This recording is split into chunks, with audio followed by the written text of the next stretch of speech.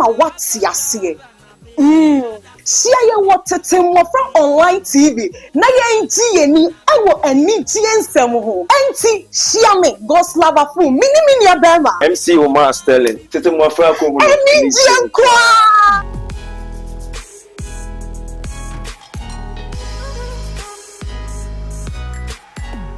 A jacuzzi is shining bright, serving laughter day and night. Feel the joy it brings to you. Life gets better with a jacuzzi is shining bright. Memo bibia akwaba eba TETE MMOFRA online TV so midin e de God's love afum jumedia wo hwe e TETE MMOFRA akohunu ani TETE MMOFRA akohunu de e ni gye nko a ne yehu ye ka ne ye tesoso no ye ka e ma ne ye na me kai wo se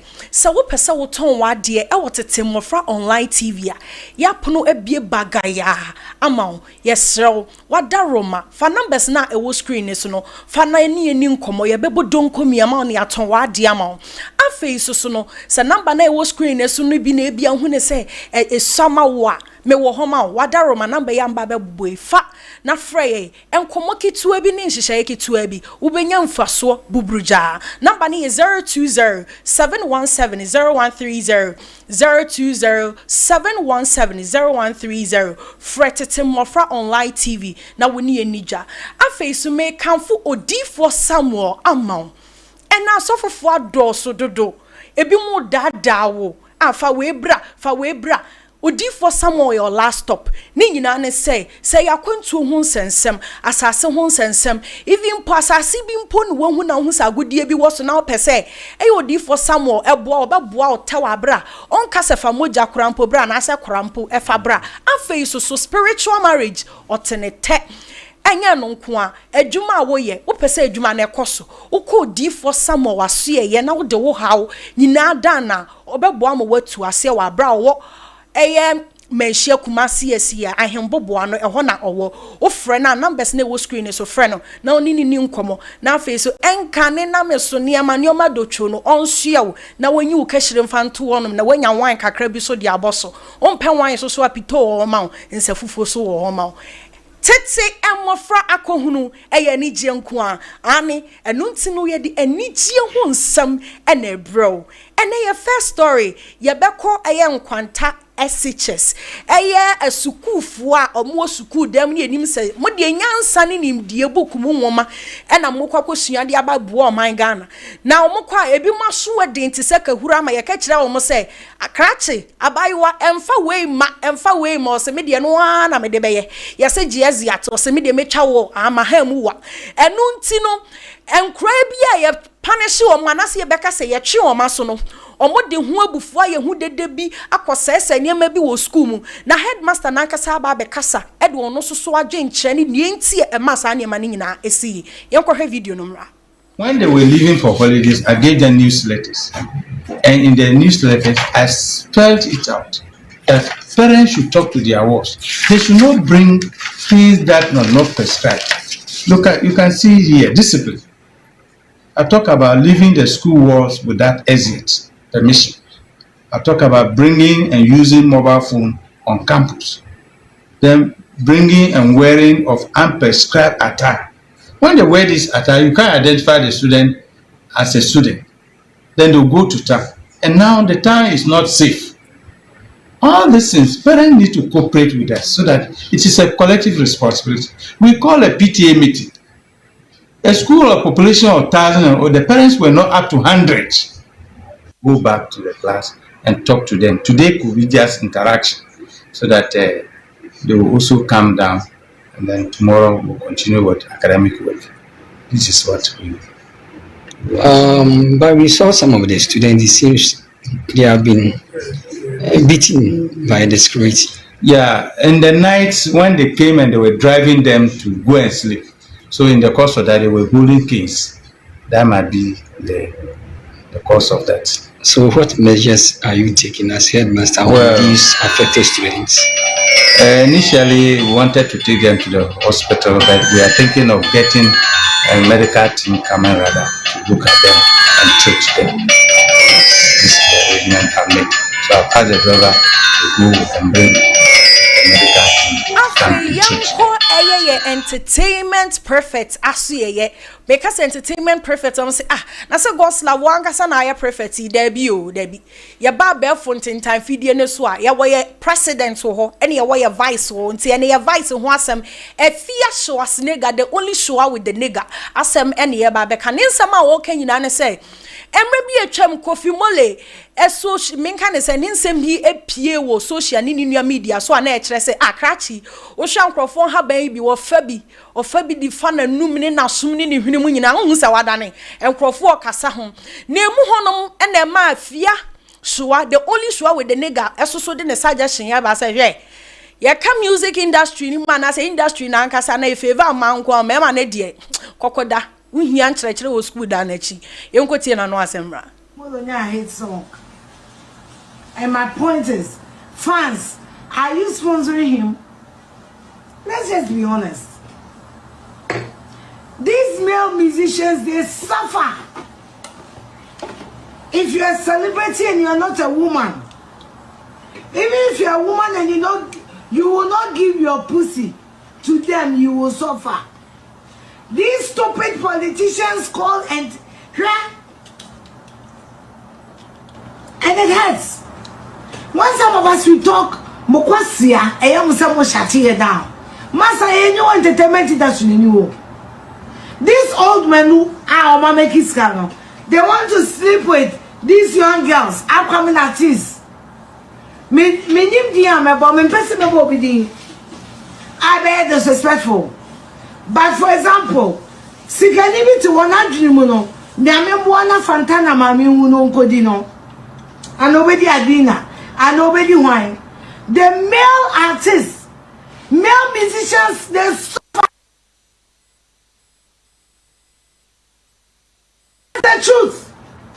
Male artists, hip like gospel, they suffer because somebody check out the battle. If you see a male artist, I got this insulting of Sado, so I should do what? Should I cry? As a matter of fact, I'm happy about that. Home seen I can't talk on Agada, no. I'm not there. Agada is dealing with hopeless Adoye, how he deserves it. You see a male artist more fun. Now for so a drug. Kofi Mole. When's the last time a movie will show us? The boys are hungry. The boys are suffering.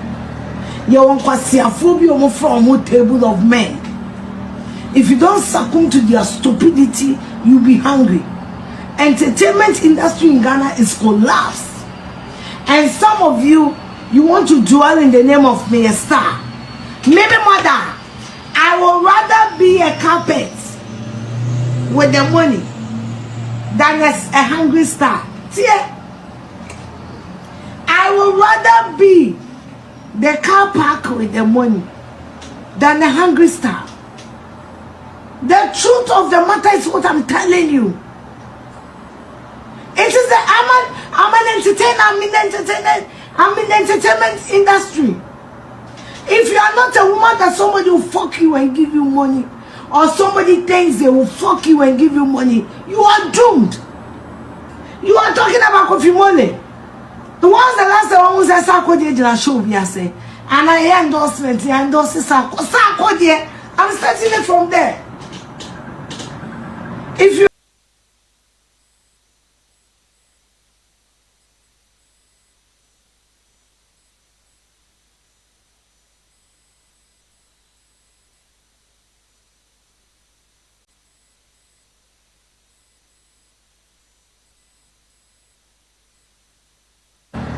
want to see a phobia from a table of men. If you don't succumb to their stupidity, so young consent from moi. Obi beka se gomwa Yesu krom Yesu de ene se wa ba beje agenkwa da bi we ye Pentecost for obi so beka se ampa Pentecost for sorry e friend Pentecost ye wo Ghana ma ba bia Pentecost ho honom no Yesu krom hoton na o makwakọ ya wanwade o mo de enim se ade ne de o mo ye se ye mo ama o man ntumpon de o mo ya ade ne hina ne se ya nkasa ya national service ya bia Ghana for sori ya kasa ho sa na omo ye poor na omo ye poor omo nya omo adwuma yie no yakosi dan kakra ka mo say omo mra ma be ye adwuma mo o man Ghana eno so yenko hwe ho videos emra and someone else is building on it, but each one should be careful how he builds, for no one can lay any foundation other than the one already laid, which is Jesus Christ. If any man builds on this foundation using gold, silver, costly stone,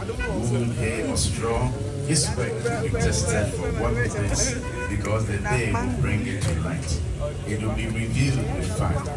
and the fire will test the builder, and someone else is building on it. But each one should be careful how he builds, for no one can lay any foundation other than the one. Double Eden Sembi abetu social ni media so anensem ne tenten ni tietie nyina ne se bole bamboy kwan ne enye atetia pansam apro ye ni bibi enye jie anke yebeka sade de pra e pro wo ho no ma no atimi fifi foforo we die efifi enye ye efise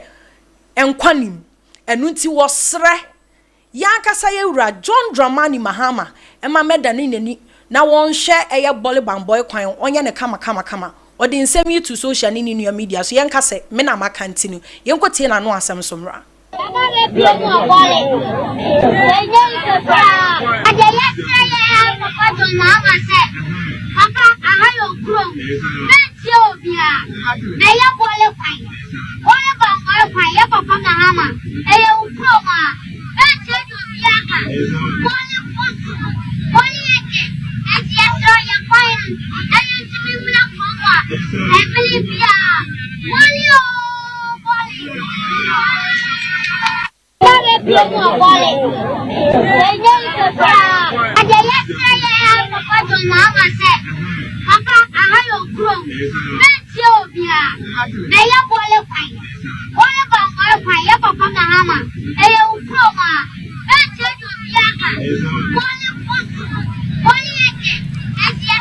we sugar daddy sugar mommy abi 16 years aya mami penny onu ankasa ya na adwen say me dia me ankasa me petua ya ababa wa by force mami penny ya 53 years inhwehwemu e ma ye hu ne sa na abranti a wono so nya 25 years obi be ka say ai ene yesa mami die wa wo abranti ne ba no da bi da aya abranti 25 years meka say ne mpena ene mame pani wonya 53 years yi omo hyehye ho no manya asem ketwa omo de tokura bodwesane na mpapa do mpani mu di agropa enye yie na emu ho no na hyehyemu ame ye hu se abrantie yi akwakoto aponche me aba abonten a efri abonten abafie se o medofo mitwotwo mutwo mesrafa ye nkwan ema yen na madam fu bi so ba me na fofo ba fa ye nkwan na yinam gusu bototwo ma ye ne yendidi mfili fine na eno na mami nso se mi wura mate ana mempena dada na mempena mo no mate me de ye nkwan na wo ye wie ya o seti table di aduane fine abrantie ma mebie so ne nanfofo ma mebie aduane isu a enam na eda so te sane akora keto a wanya 2 years aduane yatenam keto atare na aduane so no say what are you saying and what are you talking about wa hwe ne hwe bro bia mama me no say ohun nanim ohun ne left and right yengo hwe hu videos emra 53 years ne din Eddie Grace Mensa se babia woda no akwasa Grace ahyernyom agise nyankopon ebem ni nyina no ene se ne mpena a wone ne tie na maame a wanya 53 years wo mpena a 25 years dia na chese ewiase hu si Achimota Forest na branch ne di ade ahemfo na ye kasa idi enti amami wo pre ne nkwa e wo ye St Francis Hospital e wo asimfo su ne nyina no ene se eye busumi ne da na to so enson ana ma de boni kiremu ese abranti a wanya 25 years ne di ade ahemfo no wokwa abonten ana okoto akoso nam eye aponche nam na wode ba fie se nkaja ne yiri 53 years Grace Mensa one fanya light soup na chese kania nkwan na no na ohunu sa ne yiri ne fika je ne pe hu se light soup no ebeba so ampa ana otifa mfekire ho ana okotwa apetesi wo premo emoti asakre keke bi kire wase ne bi efri se light soup de ene sa ne ma na kro wo ko twa bia medidi na wo ba no so eja abrante abo akohoma wo fa ne namfofo nso de akire bisaja meyere ebo Nkwanta pia ene wo mu kirem se esija so a esile premeni abekwai se ehuri dwamu ani na no na abrante ne kire se wo bra wo ne namfofo aba ya wo bedidie no ne yire na gu aduane so ama na so obie so a enam no kutu abi se esi edu nkatia mpaboa ana daso wo ya ho hwie nyeye no se ade na matimi abo akohoma koto aponchenom je ye nkwan me ko fa na fufu aba ye bagie na mebie so a enam kutu abi se edwie baduku na enam de aka wai mami bonani prepare se bio China ni a ewisabua atonali na no ana branch a waburo nsa kakra na wo pa aponchenom awie wo so mami kon wo chimne se wo si handkerchief na wuchi mu akohata no se baabi a maame nda no eni anyai papa na ne ba a ye fra ne se Priscilla Boache wono na jebre ene wo yire pansam trofo di nkomo na wo chirem se efiti sa abre no a. Your last story of the day, Robert Clark, Oka, Charter House organizers, ni who been an insama, or no so dear Babontin, HSA, TGMA, a course so that is 10th of May. Saturday chemuyano and crofo kasa founds red carpet dear no nasa growing and amudi. Niama bebre hon no man say performances bibia bebre hon masa growing and we did not say. Enya sao nemum or mom beba performing and a special guest and casampo no my program na program no or mobile late niama bi omu delay won ho enuntina e ma red carpet no e chair sa na say Chimabi eto ho we ene nsema ono so de ba social ene ni nua media so nene meti akonya kese mu de trends a emu ade mu ehwam e de amaw na wutimi hu se mu ehwam so de me ne nkrofo mu hu ehwam no mu hu teje ene wo studio ha say as usual the only MC onye MC we yase eye ni gie nko a MC Oma Sterling so wo studio hase ya ensem no se ye bebie ma hata no wabontinya obeboa me ama mafefa pes e dia soso mfi center de ye hata no wabontin sa na enwo ya eni kwan se gufom enti ono so ba be so mensa ama niema na ye be hata no so aye nice e wo ne ye hye so aye kama MC et say ho yes me honye oho yes ohonye eti me pacho ye twa ye ho sema kakra bi se MC wa ha de agro na de TV shining bright, serving laughter day and night. Feel the joy it brings to you. Life gets better with that. TETE MMOFRA akohunu eye ni gie nko a eni gie nko a ne ye hu ye ka ne ye tse no ye ka ema ne ye yie pa me kanfo odifo sama wa ma wo se wa ma ne hunu ne wate po nyina no ne hu ne se eye ade bia ma wa brabo NCP no mesra wadaroma kumase ahembobo ano pe wo frɛ no fa numbers na wo screen so frɛ no na ka wo ha bia kyerɛ no obɛboa ma watu ase evi mpo no wo krada krampo ne ma wo sa wo ye ema good luck ba wa brabo mi no obɛkyerɛw afei so no wo pɛsɛ wo ton wade e wo TETE MMOFRA online TV a wadaroma me pa kyɛw fa numbers na wo screen so no ana number ya me ba bɛbɔ so no fa wo frey and I will test ya ye bejo so kama number ni 020 717 0130 020 717 0130 afi yenhye agro nase MC ye bedi kan ewo Nkwanta SHS enwo se nyoma bebre na ekoso na me ana me blame school no me blame GAS if se sa nyoma we then time na ye ko school na na ebisi ye memfa mufti mba ye de beba memfa phone na de yam kitwe bia baba me say say nkwa na kwa de yam no omo de ko manim ne ono ne phone o use wo fie no wo ko ne 15 Pro Max a won twe ma wo sa sister so wo ko ji obi 16 Pro Max a on twe ma wo be yes stupid things wo school mo mo say waje ade yesom ne bo na akwa dey tin wo so de phone be school wo de mufti e be school utwa wo time wo so osua de wo ko preps na wo de nam town when na yehu bi ye ko season interkona na oman kasa yankasa students ye colleagues omu twa omu ya akwahye se ka akwahye a wote ase eh free pabo ni me wo so free shoe ni ji watch ni phone so ye fast oman na yes anyoma no enti school no ko ase omu nya placements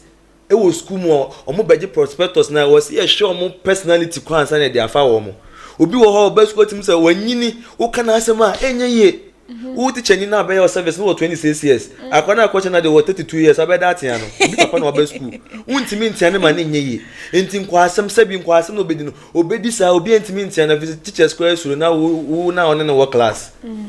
Ensama esi ya na die enti kwaso na akra wose ye bo wachi wundi bone ya be bo se kronfo se hwe. Na chi na abia no. Me hu ni so mu deserve. E wosanke pesojes asrafo yedom ko gubaras enkra no mu di sa nyamra asem ni na yedom ko gubaras mu ko di be 5 days wo ye bu mu show mani ya yedom set examples ma other say foolish people foolish students no mu school mo no if you say we are aware say e was so GS the atansan wa ko fie o be school a ya ye entrance kakaka say wo so say bucket and say pine say dey kura obikum eni kwan so ko twa wo student yes for entrance mem ko twa wo utwa wo a watomra what break bounce it was all years that and some were free school mu ho na student yenim say uma me nim say wo school mu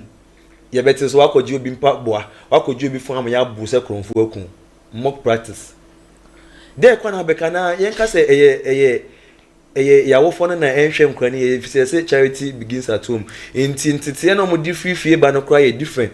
say wo ma me papa no wantimi an cheche oba no say de be ye obi ko school me say me ma me nya gide o memu or they make compare bompa egu miti so so seed na minim say free be seed kra onim say school na ne ba na ekọ ne ba na e be ma oba coffee farm na mfo bi ehu hia if you say bad friends corrupt good moral, right? If you say obetime free good background obetime free Christian home and so school betime as sound obetime akohie na mfo bi be che WhatsApp obetime che level o kwa be hu say asori ne kwa me kwa say minya hwibom me ma me kwa no mo stress me wa asori ho ba unya ma me fo betimi a guide me say me ma me gi me di say me ba no ntimi nko smoky ntimi nkoye sikaduro sem ntimi nkoye nkra bone say me wa ntimi di bone wo school mo da e de be ntia a good mother care good father care de ma me minya ntete pa ene say me share me nkra bone say ma se kwa me say me share me nkra bone say ma se na me VSS eno kwa nkra bone sem sa se e kan nkra bone sem a bia ma sem bi sa na ha e de nkra bone sem na ye no a ye ka so ya kwa person will be disappointed wa wo me person me disappointed say me be na ma me kwa tifinya ka so ba kwa yesi kwa no ntimi mfamu obe ne rebe ho se me ba me matitini Kristo sunu am ni se okwa asori kwa wo school no kwa onye bi da wo de bia town no ka ho ya kwa chi student wo town o ka ho o ma ko didi wo town o ka ho o ma ko yesi wo ka ho wo kwa benya akoma pa de ayo oba no unya timi huni say wo fo no fa na afi wo if you say na ye nya experience wo muda wo betimi akohie obi wo school wo nyini pa untimi nya ne hwe de open no ye wo school no student no de open no ye wo school mo nti we no hwe dormitory kura den ka ply sekan kura we de twa na ntwenam ne bio enye kitchen de ni bi wo hwe sekan ya na say akura ye de oba school sekan so ehu sekan ye o se ehu phone yehu sekan wo trunk ma e wo se yehu phone mobile phone na ese djuma be na odi wo school na adusua na aba obesua am robbery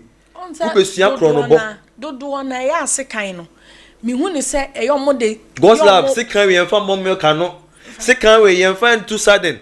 they be saying kind of because we've been in that situation before. Yeah. Sometimes me crumple way back SHS me dey apoto you wan eta nyina akoi because me chimeku now you uka benku school there be say be one woman me mu be ma benku ene hyeto inti most na dey apoto you wan eta ko ye dey be a gari to na we dey wan go school ye dey gari to adena ma na school ko di benku ni chimeku yi na uko school wan go school it happens normal ebesi ene nyina da so won ma omde apoto you aneta ne ko but me hu ne say ade motivating kra ne most and it says sometimes our phone be one more matete wo ma all right onim say ne ba ne ntimi yes aba kra no oye disie onim say obi won no kwampa wo fo bi obetimi akese me ba we die say die on ntimi nye but na echire no saade no ntimi nye no oye but na wofuo na enim what you say ba me hu ne say ade ma nkra na ne o maba no emom ye saade we nyina ne say saade na mi school daughter wo bono wo ye wo hu saade no sa apply am wo ka ho asemi anka wo was a student wo de be ye de fa ho be I say sometimes no ye head no impenifo no mo school one that is the tutors, headmasters, house mistress and all those kind of stuff for this kind of opportunity be amount no more from 3 200 level 2 from 2 for no say As a form when ya well bet me a punishing monchi or monye say so sometimes I say they feel bossy when they get to that stand. Nipani do form 2 form 3 I say unhuna ho say we like school no entime ya na hwe biem ye nhomo no ye punishing no ono adene ho. So I say mom that kind of akokodro no say more bi say ade bi wa wo ya wondwe ho. And secondly phone students ne de kono e shaase sa crack from one need the phone kwa what the study from when ni bia the first percentage asem na ba on the first year we do school osuro so the phone beko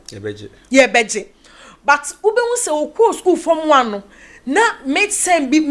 bi ba na okofie ba pa ba na phone kura because from 3 ni no okura bi sa from 3 na okura na from 2 ni na okura phone no otimi kwaje ne one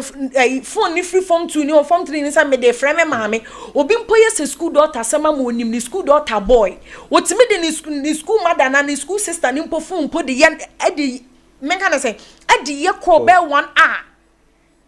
what you say or the din komo be 1 hour. So this kind of adie no hu ne say form 2 ni ye bi form 3 ye bi form 3 ni mpo na obetie ne say mo mfama no otimi kwaje ne phone de ye ko be 1 hour 2 hours. So, now the vesting group or say me daughter bab me daughter ne boy aba no so akrani nya oba from one na we obe share environment ni hu say ade we dey e cool na obe no so de ne phone aba so akrani come make them na the phone aba no say hu ne so on from 3 ni from 2 for nyina ye pe cause love me ntwa no if you say me na me SS na me nim da say some of the girls schools omutimi makwan na say do weekend na omutimi twane free school ebe ba ashawo I never knew. And my opinion was koso. But me person me both schools ni din. U timi na no hu asome say, "Hey, na asome say na de ogina mu." Se so no ba mufti entire de be kwakobo ahya woni hye ne bag mu. Na busan wo say kwan be so. Minim say girls schools they are na straightness na very high. Ye money wo mo fi say girls school. Kwan be so no mutimi pay free entrance, security ni entrance. Students omuni senior house mistress ne masters wo school mo kwan be so na girls need me free school mo weekends ko bo ahia wo Mondays so not class mama wo experience ba ku bi me say school amekọ e na enye say school ni nko a bebre sa entad if you entad na omode ba no sometimes na akra no mfa free ma wo ebi mu di free if ebi mu di free fie ba baby mu so emfem free fie ma obeto school wo school mu enti ube hu se day for na makwan no like on my pon school no onu o munyina afra mu pie no wakodi ni dwa won say school ni ye pon 3 o'clock first 1 hour na so obi apie timi koba bi won hu that kind of way say 1 hour to 1 hour 30 minutes obi etimi pie koba from that you need the question what enti opie onu o munyina apie onim se obekọ club say atare bi no opa wakwakota atade na ba no discanema day fu ni bi no matter the abreno and this is what they do Friday enumre bia no omu pie na omapon school no omu su nyina pie kwa abra omu ma back to hostel so is security no omu yo madwuma ye dia security ni no onhu da se we mu nyina ya borders no matter what security ni no enhu da se border ni na obi oye day student ni onhu da agi se akra wo ye border like oye famous wo school mo no the opia and even those people no crampo no omutimi security man no be free to understand be sometimes auto e bia vest no atod waje aduane ni bia brani enti even security men no crampo no they don't look at that sometimes come ma ebi mu opportunity for bribery. Because of bribery no so to me that is how omupie Friday numre no ma ba Saturday numre no ti enya prep time omo ba homachi 2 ebi mo ba 12 ohuri wo God's the way you be that me nye bi da but I know me ebi wo hon me woni bibi me yobi a misro mi ade ase misro ade misro enti se me say me na focus ye nko ba bi say na me like misro say enye say bi mpa school ni bechi mi o say BBC what will my so me dey be me wo hostel but I knew people a omutwa won ba obi wo honum krampa me ma ye bi da say nipa no ekechem say God's love ya me huri won na siente ya fa konya we be si ama me have done some before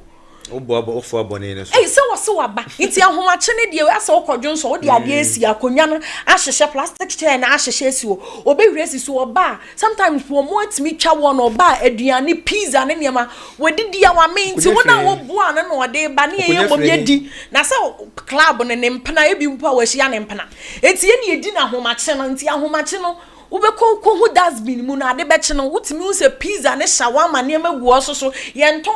shawarma ne pizza wo so ye didi awie ne ye dia ko na me se goslab me kwa de me ntwa no me de pa se wo so nim sa story na me nkwa na me nim se me nkwa na me nim na school ne use some strategy bi o ma no mu ntua for dining no ne use chit yeah o wurema ye hwe wo chit hu se e wo se GS e take sa away no for day students in the borders no. Anka we a day student ebi anka wo chit yellow. Yeah. What the chair secret no. Then you go out. O your border ebi a green and answer red. Untimi mpie. And answer be question. Still no be. You say no be best sports lab. Tie first cry me mpo mekai. Se ebi ye bibi e wo dormitory a ne ye omu inspector. Obi betime de ne die apie. No wakwa gina wo ho baby na nipa na nante aduru wo sa de chete ne sa de ama wo nese nkra no me nkra bone akwa bone o ya akwa bone ba me hu ne say omuntimi ntu ase bo mbetimi ateso and that is every like house masters ne house mistress no de bia omonye de bia nye roko omonye impromptu inspection impromptu roko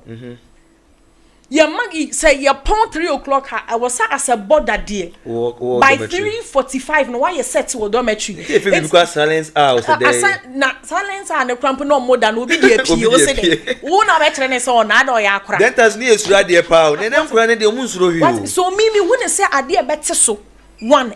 impromptu roll call and an inspection and no dear to me prayer so din say promise wo mo so ni me who say and no na e better so say impromptu roll call ne sa ne aye roll call ne ye ne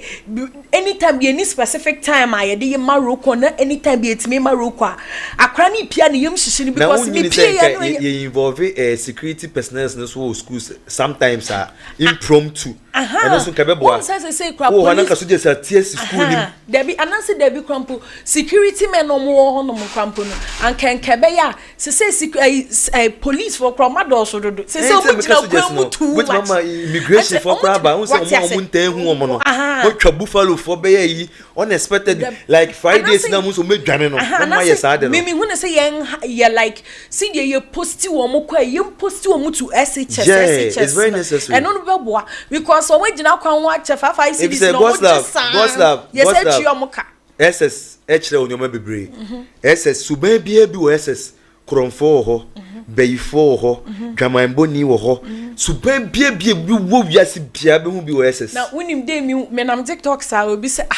me ba university maintain that say yes madam Mokuni hey we back SHS dey bia no mo fe na bezi and me hu spirit bi and na shena spirit na so ba university ni pa dos man from no mo fe na bedi no ba girls di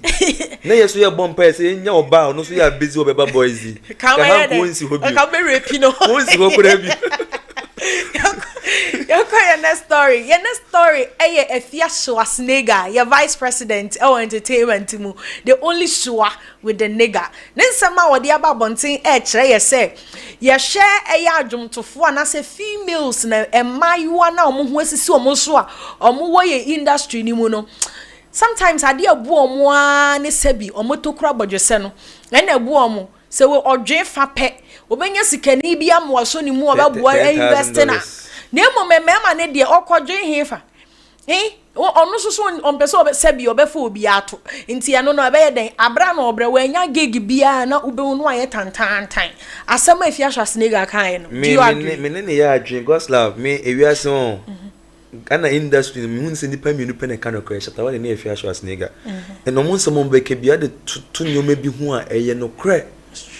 enyo obi na ye drugs o obi wo ha o ye deputy parent ye ka so bi ye deputy parent a ono o ye first born o nua be 5 de nachi afama no unu so celebrate ba enyo ma o yes parent na ono agya ma ne ho no e bia ni nua ma mienu wo SHS mienu wo university o na ehwe omu nyina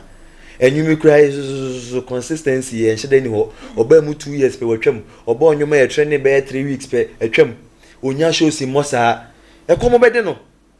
enti bu hu na we de no anu wi anu anom cocaine anu wa yesi no wa tanta eni na na drugs do all kana ye no kre ye fa to man no kra ho celebrate female celebrities no obi a ye kama o de tenonyum be 5 years ube hu ni next 5 years no wa ye kama na we de okosha bu wa ye kama pa we de me say minister bi na aso ni mu we de me say MP bi na aso ni mu mon kano krenchre de enti amoye a munye sa sika no mon kyere mu de bia me kasa asem we kyere o efia so asine gankinya ne so be nipa be 90% wo Ghana ha entertainment ko a anke be ko yanim e bi se no kre ni ho obi fake in life so kind of kre asem wo ke no kre ono so betimi amawo obetimi amawo female celebrities back to back be 20 a omo yes level ni ye be ko yanim wo kwan be so. Oh, send a crane or like Ghana how ye koye ni mo kwan be so if you no Kofi Mole issue no dey e kan ho say eba analysis to me eba analysis on issues e wo social media there fine but say ye nya ni so bi na oboa ye be koye so bi kan okre wo twa we achi we kodi nkwasem ye twa na chi ewiase no Ghana hankase ye mpanim ka de beba na wo twa nipa na chi wie obesesa wo debiti wo twa nipa na chi wie a any one example me fancy Captain Smart na wo twa nkrofo echi na say ade ne ye nya omo be ye o ebia on to me when say efia swasne go obie ye ni siane this thing dey and say that here and no dey fine but say oboa ye so o my oboa ni na oboa ye me hu no kre obi bo ma hu no kre obi betwa tro say ade ni e blue na eche ko hu say red a omo a okay so what kind of crash ro wabo kakra in a way wabo if it's obi a chontura say ade ni e blue I feel ko na ade na over 10 years ade ni e red na ko e say we di me turu ma asa no wabo say be the other excuse brother say yetete mmofra yen say mmofra wa hanum say enti me ne na ya adwen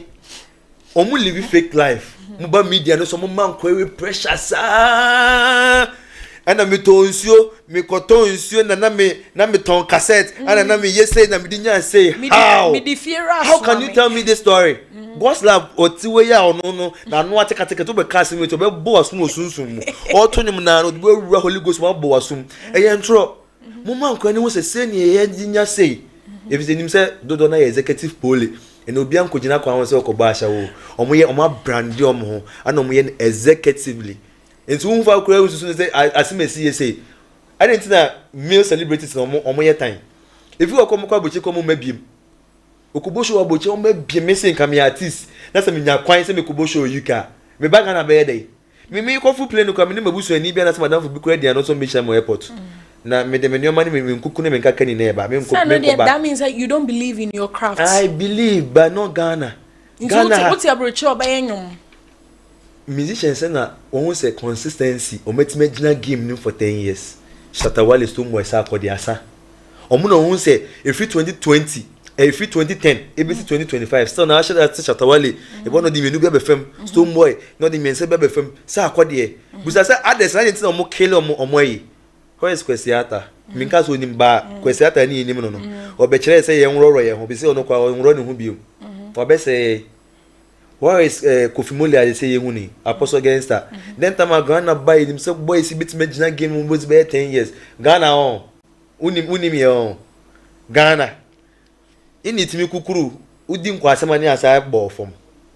where is T-Flow okosha buchi na sumuju no busum pion where is he ohun se Ghana ha no yentna ha nyanyum wo betra ha nyum kwa na whom you know they play according to their like omu play according to their circles nipa na enim omo no minim we muawe but say omo benefit if omo na you are out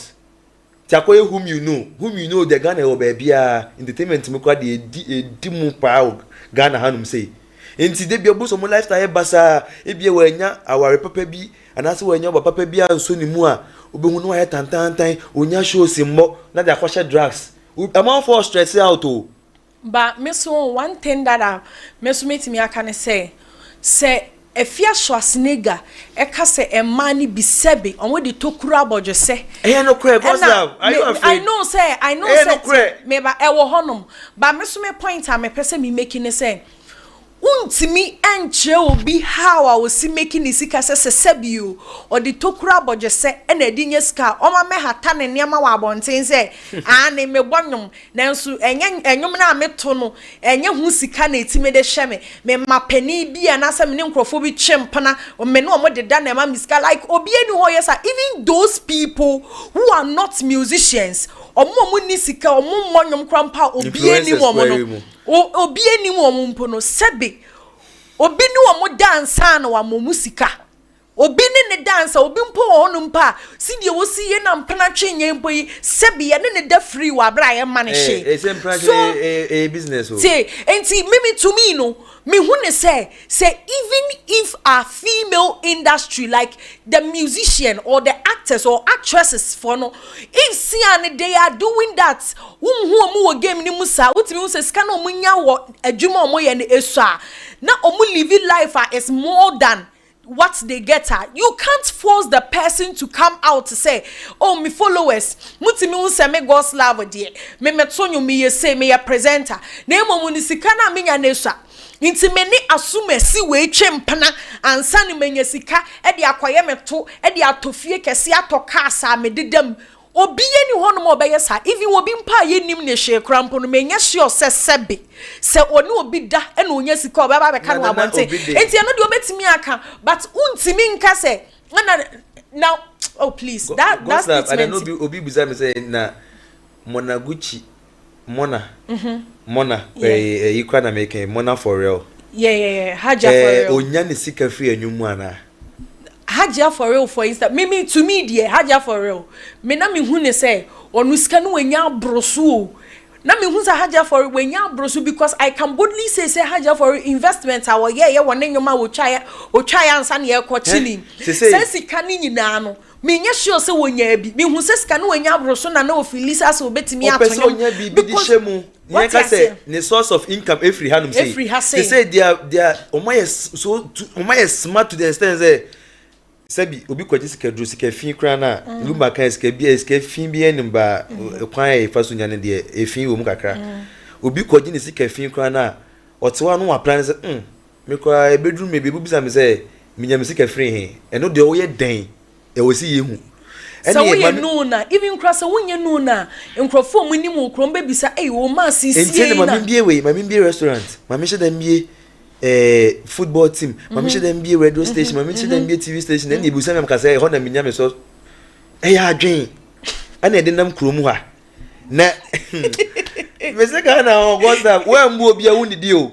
we nku nua wanye obi for 19 you no go chop for this country I no go lie you enkanisa because ebi mu ho no mo nye mu bia mo de o ma ho odin ya eye bi na sorry kwa business asori ayesi yenkosu nyankopon ni enwremu ni enfa ye hawo ni edadwini na nkoku nyankopon so ni empie asumdie mu no adani business because me say what say enne wanye se ya me ti ase oba yen for example me nkasa nko achi ye hwe JB ni yen hwe wo you minim sa makane several time but you and JB if so obi hwe JB appearance ka say JB aboniti waboti enti say ya you okay bia nkasa me nkrofo scam yi bi nke bia wo go serious what you see JB say nka wo bia wo hwe ni ti abeka say on there JB there but you could see say when you are close to JB and I'm close to you like you could see ane this is what you both are doing what I say enti mimi who say so if right now JB is making it in life enye se wakotwa moja me obi ka JB edru baby na obi ka me njini usu obi dru baby na me ya njindi e je di kakra bi we ni paboni ni se se na we ni promotion na JB je no mo JB o debi we kasa wa ni JB di kakra bi JB mi JB debi wan kan ye mi de obeje tu kakra say mi njindi debi hallelujah I know amen eti we fa cho ye kwa that story so your next story aye gomwa Yesu krom me ti di ni da Yesu a wasa wo krom Yesu krom eho na Church of Pentecost yansoma oja sunsun kon and dinosaur broadcast wo mu yie pa if is our map Pentecost oje Pentecost ahanti ebe juma oh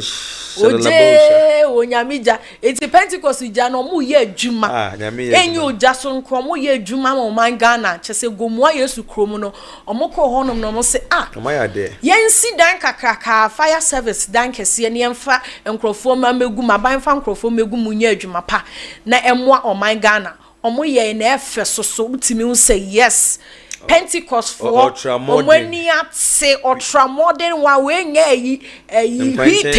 hitem ade bia na Petra Sane ade nti sebi mo aye be frem so mo ma me ye adwuma won sebi omundi mu huni kakra mo oman Ghana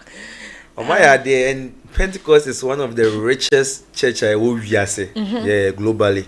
we Roman MSA Catholic free wa MSA Pentecost yeah ansana assembly na da church saba and omaya de me Pentecost ankasa MSA wuniska yen fa elder teska for elders go form elders enyumunyam form elders for Pentecost na yeska for yimo damreku mo ne yim tim so momu enyumunyam yen nyu bia keke to mutimi keke o mo nsa na for ye o mo boso da ne mudu muso ehwam tini omo so mo ye ko so mo ye bika mo nsisi hospitals nke bia ye o Pentecost hospital ye okwa so ye bay CCM CCM Ibia CCM restaurant CCM toilet and I say CCM say oni na e bo man no e na aban ne bi be na ya aban o to ma seti we say na other churches ni betumi a yeah Pentecost o mu weska o me say na me e deacon na me ma me e deaconess na papa ye elder I didn't know was it unni me didn't know was it me come out 70 na was okay nti me nimu nti me kasa wo so betumi a ye say kakra wo say ade na me kasa e no dey ni papa dem na we and no share we so effort there is something I think the Church of Pentecost they are doing good but they are doing some things very very bad like in a way and there was a time was the last 2 years Chris Waddle AMG Chris Waddle when Abruchi Chris Waddle and I'm Sabruchi or Chris Waddle one Chris Waddle so yeah inti yanka say Chris Waddle ba won say meka say yanka sagana ha say no emre bi ye twamade a Pentecost for de ye me ene me maame pa Chris Waddle Chris Waddle be ka no abonte wo hwa no mo pam wakakra bi na so Pentecost for ne da ne o machi mo obekan wo so ono de enko de ni sika pa ebe bua se ka asori ana se Pentecost for me de bo mo de enko ono no enko onya Chris Waddle kra but I fi say there is so my reason say emre bi etwam ba me so master dia de bi pa asha de Pentecost asori e friend Pentecost are very big worldwide yeah globally by a church one of the churches say what Ghana has say ya obekom no utimi se ni penny ho kire ne pa Pentecost of which these churches they could have even support individual like the individual na no mum no betimi support ubetimi ahu se obi wo sika pa but obi betimi akwa question sika obeka so oni bi obi unim si ane unim se nansa ne ma bi ekoso wo churches nim se obi ebo afode kese pa na bi obi hu chi na e bi hu se o ma abo afode kese ye pon anu akoma o ma mpachon me se o ma mi sei wo be hu nipa ne se mi ni bi later wo na nipa na ko report ya ma sorry pani se e ye bo afode a enkrofo ba mi nchen se nti se no mentu din look at this as a whole church elder and that's sorry penny now it's hypocrisy like who church ni na utimi kwakche say nti say the over for there sorry untu din yeah some person obi abehu ne well some person obi abehu ni say adoye na wo ye na wo bua church ni nti wo bua obi o wo church na if only you can afford that can't you the individual no we people here 500 cedis per na because of so be for dia mo obi aba be sere wo hom wanti no unto di no katema community fire Pentecost eni kubas de nyepo de bitie ye kan de na eye nation like yen kan nation wide like it happens I will churches ni mu of which enye Pentecost for nkwa enye Pentecost for nkwa of which I can boldly say ani individual ni pa ba kokrompa for dia obitime ba for dia 1 billion yes 500,000 Ghana cedis, of which that person could have even helped more than 100 people or more church on but they won't do that. So sorry o matimi be a fire service say yem fa nkrofo megumi obi wo honoma we SHS we twa susu otifie church honom. The person is supporting the church or be paper church or bo church drums or boy yina but what is it yembu omo and you know something obi be ba bontin aba bo church drums ye betua neka but what to church ni ma we be free they don't respect you they talk to you anyhow that is what is going on and sometimes I think say churches no say minimum some of the churches say say if said the church is having the money now call for church no more bra you people should support them say school I was some do omoko sad we say ya my say impo church no muntimi ntua individually muntimi ntua obi afisa on church amutimi esi dan kese some de boa government there ubetimi esi a big school many big schools are of which schools no mobetimi empire this ade training say ade pam bibi anasa say kropa nipa ne betimi aye boa church na ankasa because nipa ne was car ye obetimi ayi bi and one thing that hurts me the most in say enkrofo mu ni bi wo church no they don't respect ye bu o mani mtia ye for mo nya hwe elder nti oya ade aye nka wonim say elders and now mo weska no mo mpo na kire sofo ne say ye we me say Pentecost uniska onya elder me hu Pentecost elder bi uniska o for real say me call Pentecost mako bi na me nua dickness like me call Mr. Dino ma bebre like akwa say elders ni na no omo animonyam omo odibre obi me hu elder o nam from da Pentecost obi o we mbia beka elder o nam from the only wo kan so na no kre so mtimi bie training center we ye o mesi we obi wa sorry dem o pe 1k pe dwetre 1k obi pe 1k dwetre obi pe sewing machine keke e di ahia de pamase obi pe nipa ne ye hwe wo mo obi mpo pe container de ye nhwe wo mo so eso akesam be ni de se be boss oh elder hwani elder kumse obo for 500 million no sorry na ene ne singu so na watena se Nyankopon onim ne ma Nyankopon ba bia anyera nti Nyankopon so say atemu no obesha ase free ba sorry them e hona boni ni free me de ne ye me ya pa ne say to understand say waba afodie kese na wo beba afodie na wie no obi aba say oh well done pacho me here oh asumesi me here say osuni bi na we akoka cha sorry penny say ya ba afodie pe me de me ntu din o me de beba ba to because me ba afodie wi a enkrofo be sresre miska what kind of hypocrisy is that? What kind of hypocrisy is this? What's me about for the 500 million? Then Nipanukra, when you say Nipanukrampo, Ebim Pescampo, babies are sometimes crampo, and you say, or Pesca, or Bimpo per 100 CDs say, Eddie, I told you, and I june di diada, Susuanyabi. In so jetty, saying, pure water jetty, 50 CDs, as a Christian, Jadia will be the back Kyle. I kai watching many now. Oh, my dear, but wait, dear. Baby, I may see, oh, that say, God's love the mom, a bomb me jetty 200 in my bedroom, and on any deeper.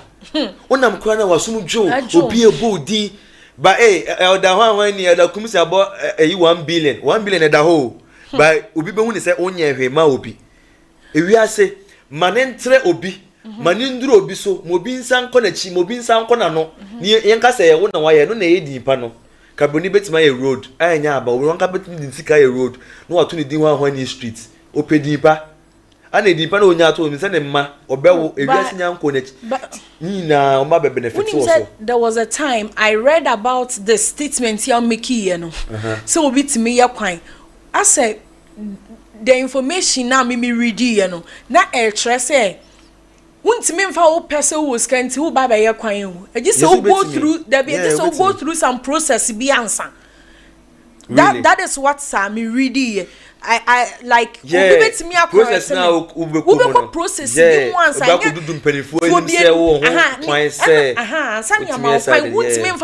just a day say when him say ha kwan saying no akofan krofo so ma ye adwuma e just go through that process and answer and almost that process is so easy o Goslab say determination me say 2030 better ranger so when denti a wo kasa wonu madwuma wo ya ntina kasa wonu ma bia wusi wonu foundation a wo ye wonu we am you are on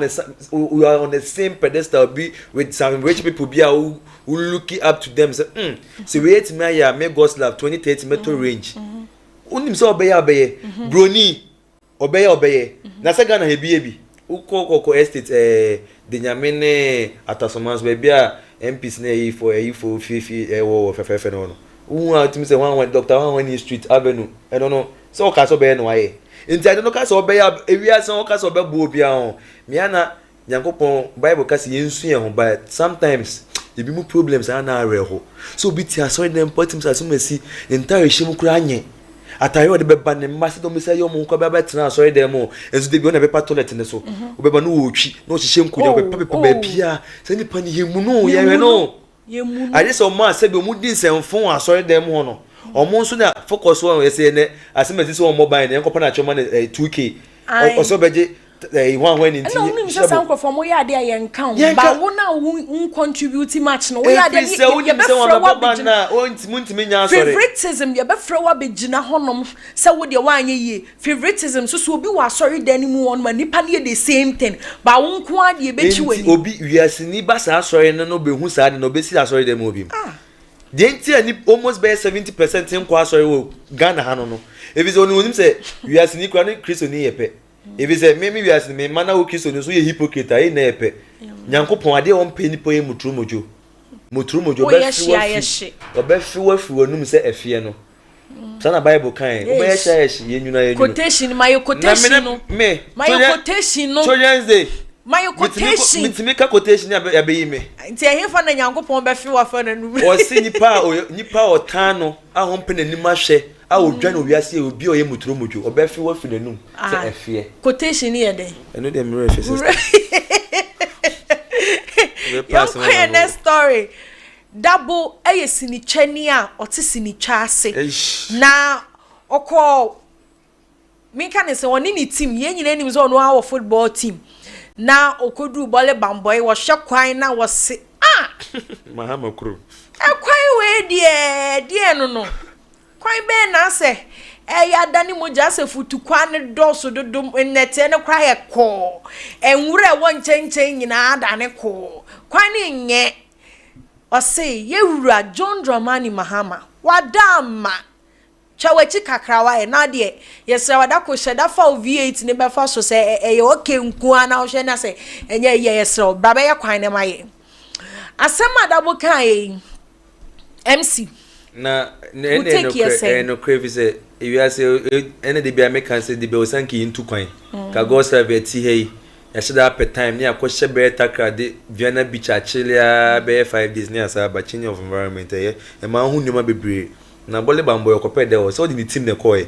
ono kwa na first comment here astrotef also koy park se hodi na ye mfutuo park aye beti twa obi a ne kotojo anim na beti mi awawai so sra ban minim se bole bamboy wana Mahama Fridia say o northern o yigunje ni ntino astrotef ni odene nkwa ne kobo emi so koye justify also no into football that boy or academy to okohonom say as a scout or no copy players to okoye o shad mutfe na say Mahama krum pana not a single astrotef park at say ye green a ubetimia actually comfortable ball so e bi ni ohun bi wa sheda so obuso bia say e bi ni ba bia sa kuma se ko em sa fe no ma sha ase is very necessary if the Ghana we South Africa ne other countries ni fi wa Ghana ye pe ball pa that that say enso ye ball se monye wo kromu ha division kura na wasanka astrotef be monya kura na ho kwa ball bamboy kwa monya be 4 roughly a je se nkura ne betimi abobo afili division betimi abobo na kotokoko ekra park na papa say na o division 2 team no obenya astrotef tini na oso mo hwe no mo ye kwan so very necessary if say teams every volleyball boy eba kumase a omo fa kwan so omo fa plane o kwan nya de bi accident ne ade ade ekoso na bi say ono our experience bibi wo nti na wo ka kwan no wasem no na me first of all video no me share no me say woni me dada wo ma woni say me share video bia me fifi mu ye pa na me search honiama na me search honiama na fifi mu hu de first of all meda dabo ase ohunu kasa papa wuti mu se ne kasa no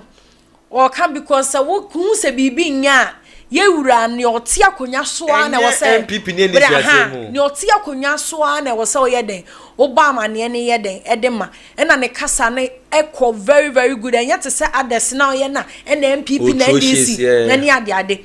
enti yesra ye wura John Dramani Mahama wo be ye bi na ukoye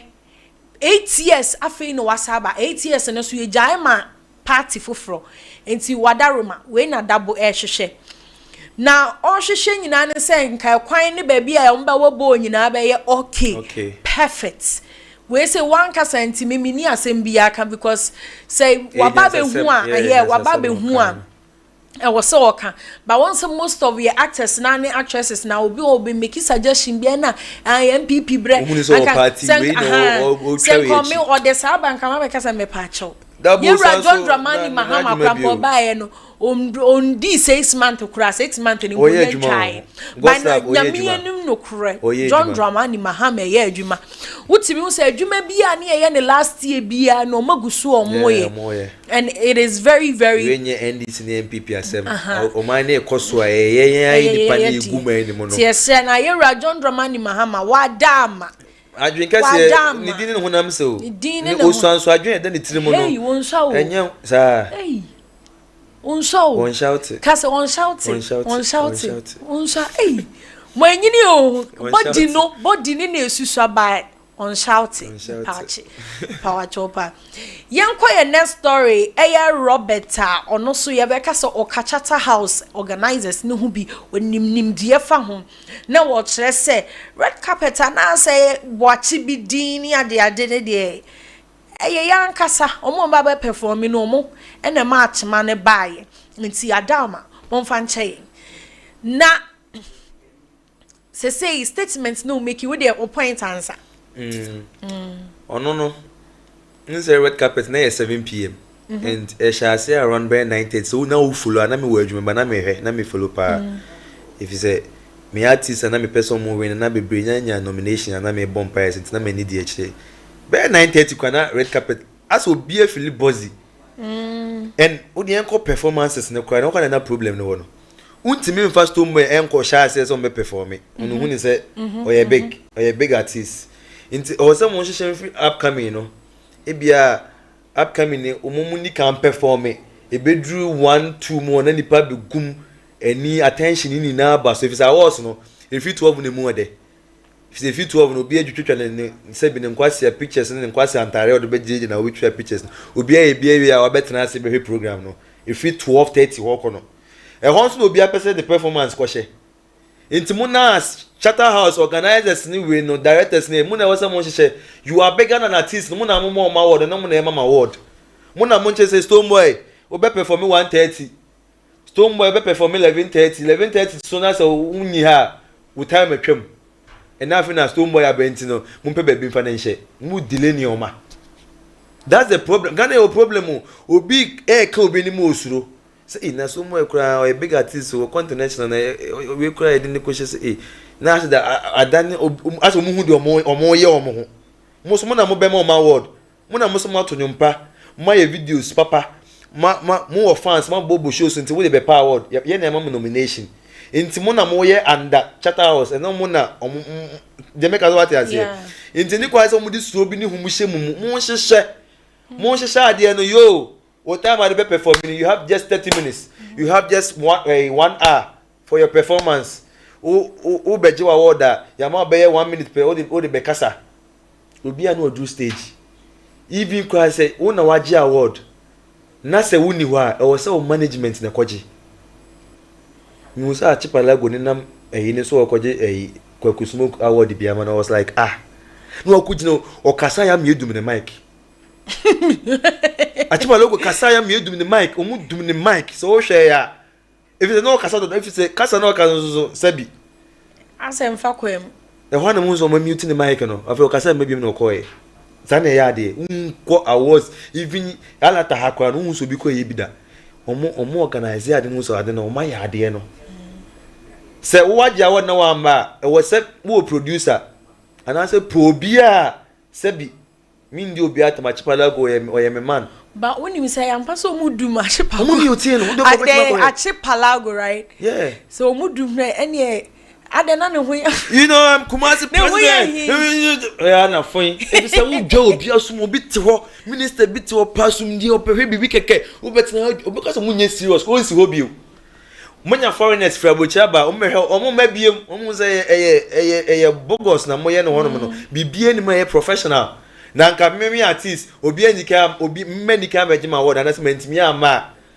na ma fa obi akeke ene say obi akeke ba o say pe obi o tim nim o manager wo anya benya producer benya director benya road manager obi ene ho ni road manager artist bia o road manager obetima beji no akasa kakra yehu ya fum no abegina you know kwaku smoke edebe nebe so won kasa bi no ya ni machipalago e wa no mute mic no mu se ensem no kana kra no time ne ma ne kwa no wakasa abro ana enese time kra na ensem no kana kra no kwa no odwa manfo asum won te wo se ye mute the mic when na ye asade no mon plane no omaye omupo musika agent no TGMA 2027 na ya bego nomination no bi ashase ye de obeye. You don't do things like that. Red carpet say muna na mu ba next na ye boring obi ato ne nkwase antare se bi December nim no o twen se TGMA be no wa hye no akotwa picture na sewing machines obi ha no bi ahye folk tese costumes na nkasa na e hye mo no they don't understand ubit match spoon atare na eyibobom basa onu atare na wa channel say if you say you don't know anything about creative art even atare a o shekwa no so we entertainment so hu the entire wa share atare the meaning of costume na wa channel you have to know now call red carpet you busa question bia wetimi answer omo you musa such questions broni ubit busa say what's the meaning of the dressing of your e hona no adwene keka bom so dem dum so wa hye nkwase antare but so we explain it say the entire o share atare na atare ko e say one who is behind all this dey kona outrance bruni be busa unti wo be dwen abrofa was omo dwen Grammys omo dwen beats omo dwen to mo ba ono atare na oba no explanation wo ho oh the entire me yen say me ma me bi wuye na owuye no say no yen ti atare na wo say me shede shene ni monyam you have to explain obi a she atare ade sewing machines ne ko busan say what's the meaning na onye na sese mi anka nkire o fashion no afa ne mo jana sa no akuru adan ho no akudi se bi ne nkwasa asem no wasa apie we don't plan you say on tade na yenkwasa asem on tade say wa o ya we se bebre no bi no fugu ho what's the meaning of say obe shatare na ono fu apai na no fu esu nya nkran no fu na yiye gu nche se ye mehwe. And unim at day na me read bibi unim siani red carpet on any kwan say nudity. Yeah, you were educating them. We have category of people they should come on the red carpet. No. And yes, I read about it. I think so, last time. Yeah. Me make a suggestion about it. It was very good. Yeah, and untimi nkasa red carpet obia ba be so it seems like as a sebio agro bi no mudi. And na wo kano I can boldly say I say Charterhouse they don't have control on the program that they have. Time be how can you tell us yani delay red carpet a delay because of omo babe untimi en control the pan say was time say na they are the omo ne dictate like what is that? Me na me ma award no na be che me organize the me na me ma award no una obe che me time I was so de ba wo de be perform me. We say what's me who be atade on atare Basebine and no the about red carpet. No crown show be na disposable. You know one funny thing. Bloggers no one could be to me because now why not shout They don't know say influencer, say TikToker, say me obiani oh brother Nyankopon. Go yes or bemo so no bunimo actually say police be find pay no. Wasa no bunimo ni maybe free buy o. Costume na hye na yesre na ne kakra ne akohwani asra na atare be na hye ni we na betwa dey pa o we dey na ho na afi o say na ho ayefe they don't know what they are doing. Yenko your next story ti we dey MC na ne kasa ne tintin nyina ne say osre mo chatter house asa mo dey asa artist ni na control mo so na mo control program ni ti ne mo be ka na mo ye inti munye adwuma mfa ho ya last story eye ma me pani on say kwabna me say me ba me peto kura bo jese me so me ma nam papa don pani mu aye enanwumre me wom ane 25 years abrantie owo 53 years ma me pani owom o se wo chini mu tan krampa obewom enti eno a ena owo na eno awona wo na ye ne de na wo ne sa bena no wode no na ono so ye na ade ye se oba ma me panin na wo no aduane yakota ponche aba no aduane na wukunu ana wo mpana wakanche ma wo ne hyedem a sabi ohun framagu mu kakra se ye aduane ma na wa ye aduane awie no de ne nafofo abetena ho enam eda so te se akra 2 years enam a yate ama ne se onwe ana abrantie 25 years ashima me ne hyebro wa yi ni yema yi na koma mu nyina hwe ne hyebro a enya asem ketoa MC o share video no kwa na me se ma wabu ni na mu wabu wa condemn no adana wo ka se mi me de pa se how be sia carry ho no eno ni nipa obi share mo life yes obi o twa bi akwa 25 years so ko twa petition na ko de bedi fufu obi bedi fufu na se adwene enye 25 na akwa 25 years kwa de akono ben na wo maami a oda hoi 53 years akono ben kwa eni adwaman ben kwa na wo mu a Nyankopon ntimi nyi fru mu bonsam kura suro wo se maami obetimi awo as a first born se woni ne hyehye ho a wo we ne kakra na wo maami kwa oda ko su enye nimguase mawo se de usi da hoi see the way I say Okotodwe say I don't know say akwede in a bow Okotodwe nim na name boo say dey wa he Okotodwe twintwam pa wa fa oyemba a wo so tena ne so ngaka akra ti ko anye nim guase ma na we ma me wetimi atena boy no so na ye de obeto hospital a video e ko se oni akra wadi 25 years twempna a watimi asibiri mu ama Okotodwe ni na ehihi ehwinhwan how did that manimi and when you see 28 years like too much 28 years me boy ne kwa wonye me won say maame na oni say we dey akono dey say maame for ne duru ba bi na say omo yi ne duru cha na omo ho omo de pa age ne kache omo sa no munya bi ndia na say nkura no na say we no uchire maame ne tuama boy na say boy na ono so wo dey free sa warefo de etimi kwata aponchi nyina bra o say fa ye nkwan ukunu we was one day o kuna anka onye say o girlfriend when I was watching maame na say my girlfriend ne girl ne boy like what is going on hu like we ask na ekwana wie ye o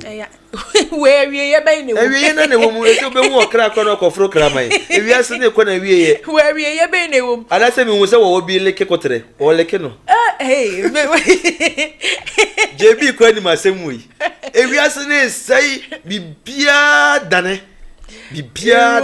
rolly hey rolly me meti ye no na eye me na wo kwa maami we kwa obi akoto ade aponchine efu aponchine na say half no koto brero ya simple no obi etimi atutu botu makoto aponchine say ye kani ankwan ma no na mama ekonkum na wo kotwa bi aba oba yo yinam tu emse nam tu kwa emse aponchine se ana ba ku bia na enyi wo ho emse na show ase ana o yitu ni musabi ene ma ne bufu ye chese hasemu wasibrim na wachinchi maame ne nan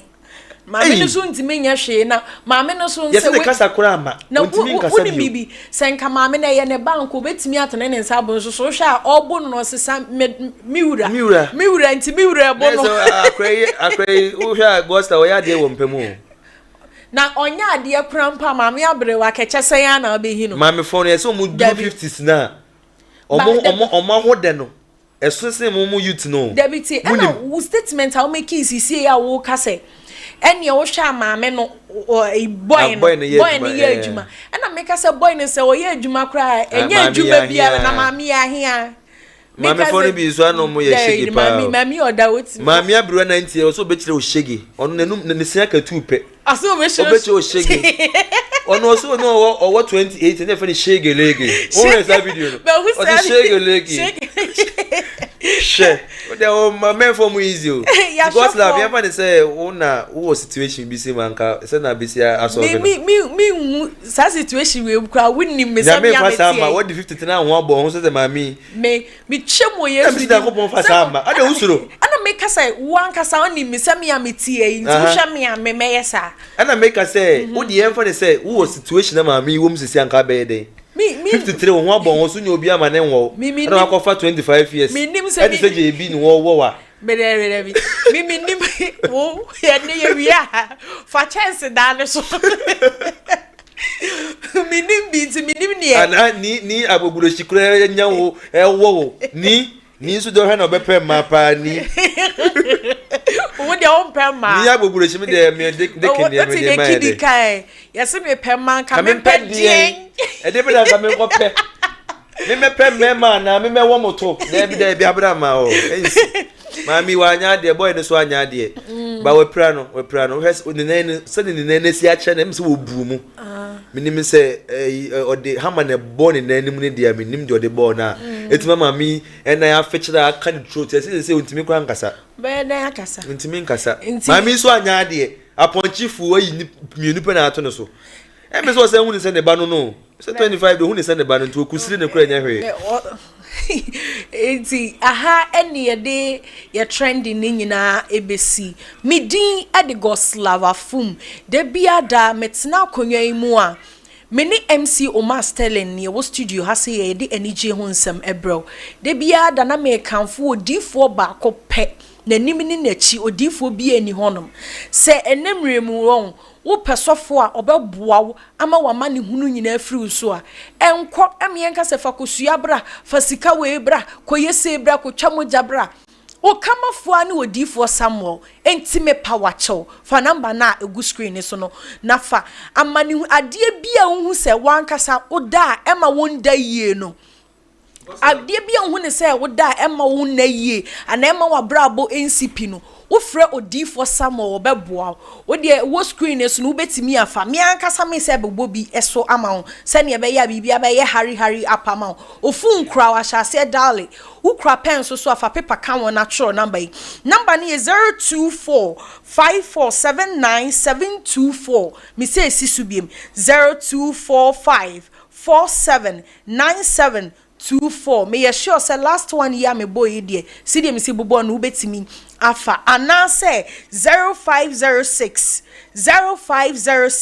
157020 0506 157020 fre odifo Samuel na wamani hunu nyina atuntwa afi so daye na wonte ase kona so e no nchirechire mo no obube ebudaye mu nti no we senke ya tabubu se yese atade obube bubumu a we obo difo Samuel aso ya daye no okyerase bubum medi adigoslava fum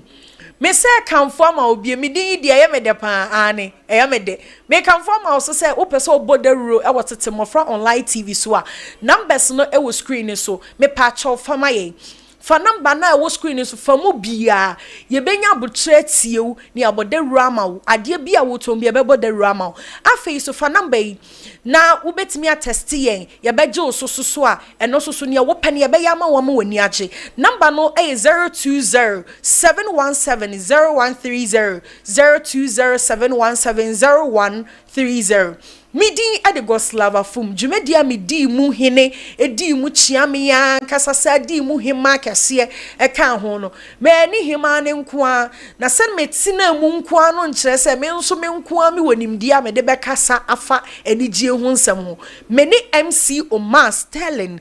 ena ye di anigye nsɛm ɛbrɛ ye biebie mu ɛhyɛ asɛ meka sɛ ye bɛ hata no amboa me ama me de pesa sosom ya hata awie awo enti fa bi hyɛ aha ne ye di wo besi bye bye.